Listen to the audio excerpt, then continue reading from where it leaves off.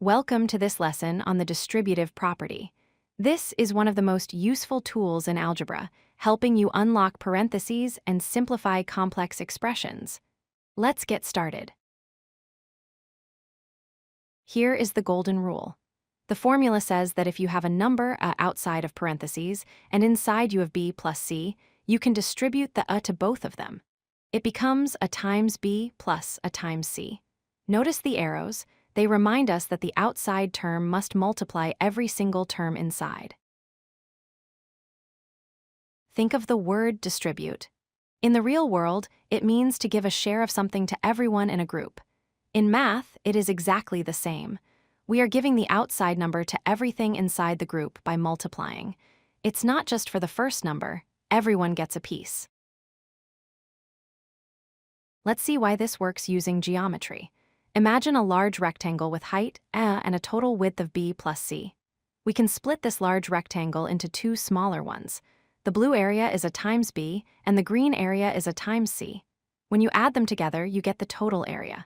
This proves that a times the quantity b plus c is equal to a b plus a c. Let's try it with real numbers. Here we have 3 times the quantity 4 plus 5. First, we distribute the 3 to the 4. Then, we distribute the 3 to the 5. This gives us 3 times 4 plus 3 times 5. When we do the multiplication, we get 12 plus 15. You might be wondering, why not just add the numbers inside first? You can. On the left, using the order of operations, 4 plus 5 is 9, and 3 times 9 is 27. On the right, using our new method, 12 plus 15 is also 27. They match perfectly. The distributive property gives us a new way to solve problems, which is essential when we start using variables. Now let's look at algebra, where we can't just add the inside terms first because x and 3 are not like terms. We have 2 times the quantity x plus 3. We distribute the 2 to the x to get 2x. Then, we distribute the 2 to the 3. 2 times 3 is 6. So our final answer is 2x plus 6.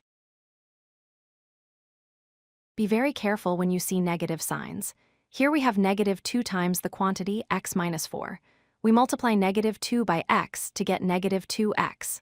Then, we multiply negative 2 by negative 4. Remember, a negative times a negative equals a positive. So, negative 2 times negative 4 becomes positive 8.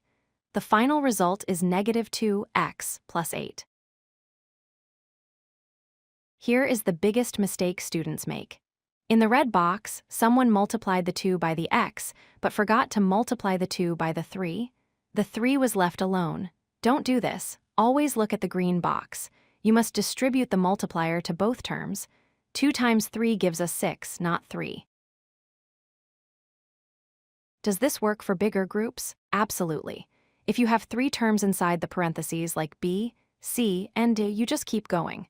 Multiply a times b, then a times c, and finally a times d. No matter how long the expression inside is, the outside term visits everyone. To wrap up, remember these 3 points. First, multiply the outside term by every term inside. Second, be extra careful with negative signs as they can flip positive numbers to negative and vice versa.